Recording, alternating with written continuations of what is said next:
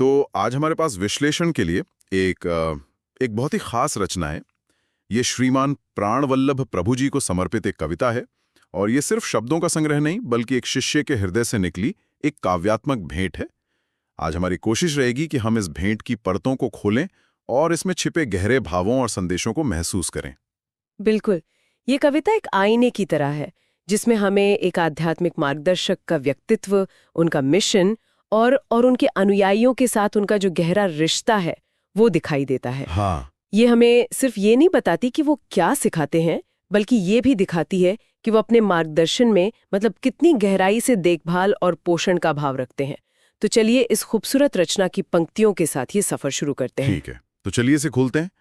कविता की शुरुआत ही एक बहुत शक्तिशाली और अनोखे रूपक से होती है। प्रभु जी ने लिया है स्पिरिचुअल डॉक्टर का अवतार, शुरू किया है भक्तों का आध्यात्मिक उपचार।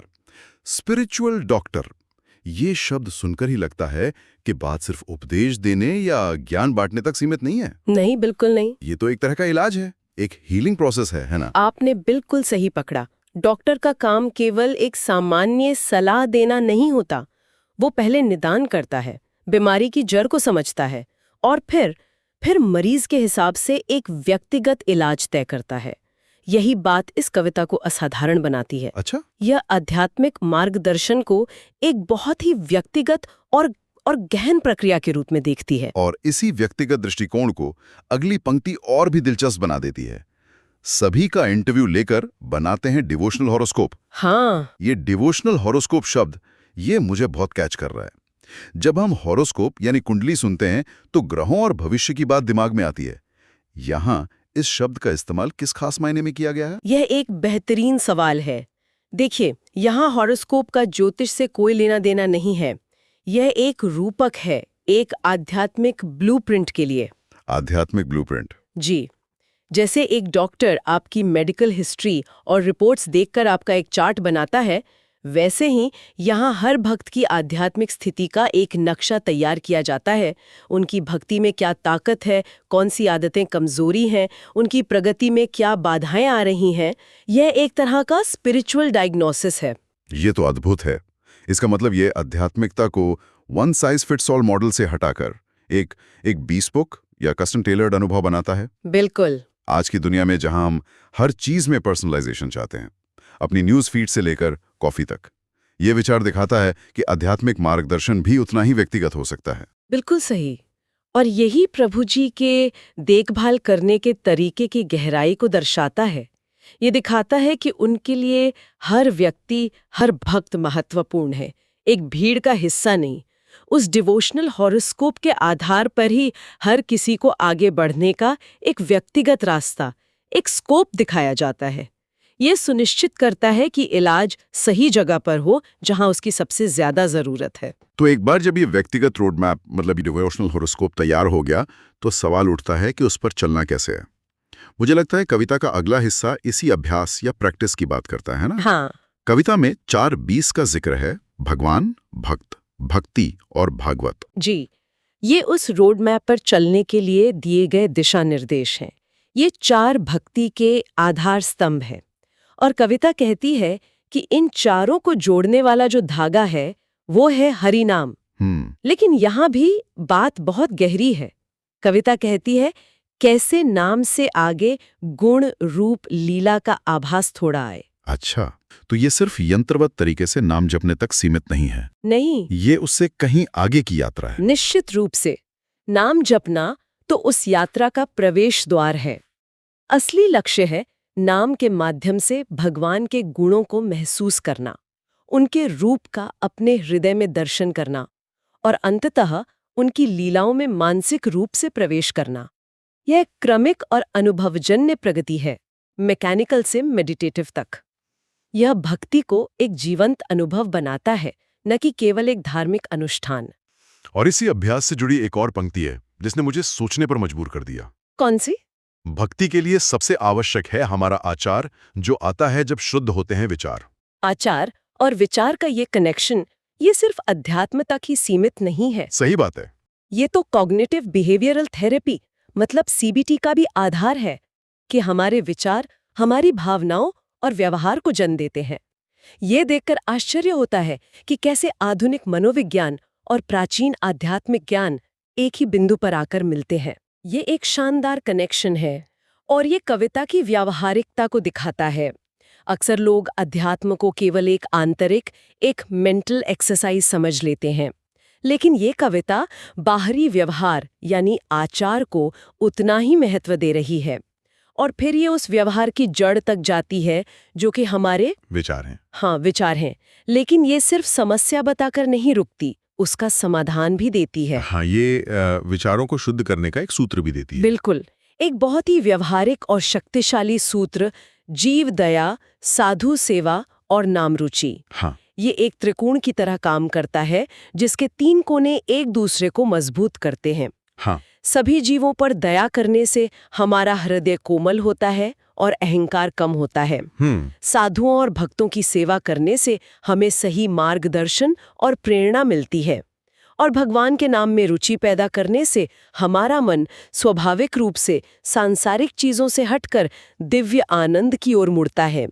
ये एक संपूर्ण जीवन शैली का नुस्खा है जो आंतरिक शुद्धि को बाहरी कर्मों से जोड़ता है। अगर व्यक्तिगत देखभाल और अभ्यास पहला कदम है, तो कविता हमें एक बड़े लक्ष्य की ओर ले जाती है। यहाँ एक ऐसी छवि का इस्तेमाल किया गया है जो बहुत शक्तिशाली है, शायद थोड़ी चौंकाने वाली भी। अच्छा। प्रभु जी की बस एक अभिलाषा है, हर रोज कैसे राधा गिरिधारी जी को दें भक्तों की एक फौज। भक्तों की एक फौज, ये सिर्फ अनुयायियों का समूह नहीं है। फौज शब्द में अनुशासन, एकता और एक साझा मिशन का भाव है। और आपका कहना सही है, ये शब्द बहुत ध्यान से चुना गया है। इसका मतलब सिर्फ संख्या बढ़ाना नहीं है। अगली पंक्तियां इस फौज की गुणवत्ता पर जोर देती हैं। हाँ प्रभुपाद की के अनुगत्य में चले ये सभी भक्त, जी। यानी ये फौज अपनी मनमर्जी से नहीं चलेगी, बल्कि श्रील प्रभुपाद द्वारा स्थापित परंपरा और सिद्धांतों के मार्गदर्शन में चलेगी। ये प्रामाणिकता और परंपरा के प्रति निष्ठा को दिखाता है। और फिर अगली पंक्ति आती है, उसके लिए करेंगे वो कार्रवाई जो होगी थोड़ी सख्त। ये एक दिलचस्प बात है। आमतौर पर जब हम सख्ती शब्द सुनते हैं तो एक नकारात्मक भाव आता है। क्या इस बात का खतरा नहीं है कि कोई इसे कठोरता या नियंत्रण समझ ले, बजाय देखभाल के? ये सवाल बहुत स्वाभाविक है और यहीं पर हमें एक मार्गदर्शक की करुणा की गहराई को समझना होगा। देखिए, एक सेना का जनरल अपने सैनिकों से प्रेम करता है और इसीलिए वह उन्हें सबसे कठिन ट्रेनिंग से गुजारता है, ताकि वे युद्ध भूमि में सुरक्षित रहें। बिल्कुल, और विजयी हों। एक कोच अपने खिलाड़ी से सर्वश्रेष्ठ प्रदर्शन चाहता है, इसलिए वह उसे उसकी सीमाओं से आगे धकेलता है। यहाँ सख्त कार्रवाई का मतलब कठोरता नहीं, बल्कि उच्च मानक स्थापित करना है। इसका अर्थ है अनुशासन, गुणवत्ता और मिशन के प्रति अटूट समर्पण पर जोर देना है। ये भी देखभाल का ही एक गहन रूप है, जो भक्त को आध्यात्मिक चुनौतियों का सामना करने के लिए मजबूत बनाता है। ये वो करुणा है जो तात्कालिक आराम के बजाय दीर्घकालिक कल्याण पर केंद्रित है। इसी भाव को कविता की अगली पंक्तियां और मजबूत करती हैं, जब प्रभु जी को आध्यात्मिक नौका के कर्णधार कहा गया है। हाँ, कर्णधार मतलब जहाज का कप्तान, और ये भी कि उन्होंने सभी भक्तों को भवसागर के उस पार पहुंचाने का बीड़ा लिया है। ये एक बहुत बड़ी जिम्मेदारी है। एक कप्तान सिर्फ रास्ता नहीं दिखाता, वो तूफानों में जहाज को बचाता भी है। और ये यात्रा यहीं खत्म नहीं होती है। ये सिर्फ व्यक्तिगत मोक्ष या उस पार पहुंचने के बारे में नहीं है।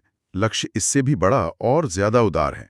कविता कहती है, चाहते हैं करे महाप्रभु सभी में शक्ति का संचार, सर्वत्र यह भक्त करें हरिनाम का प्रचार।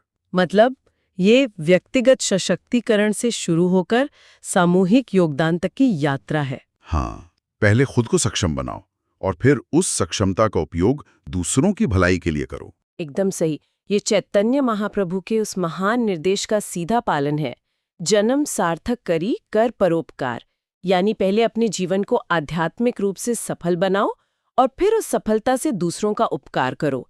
तो ये कप्तान न केवल यात्रियों को उनकी मंजिल तक सुरक्षित पहुंचा रहा है, बल्कि उन्हें इतना प्रशिक्षित और शक्तिशाली भी बना रहा है कि वे खुद दूसरों के लिए प्रकाश स्तंभ बन सकें।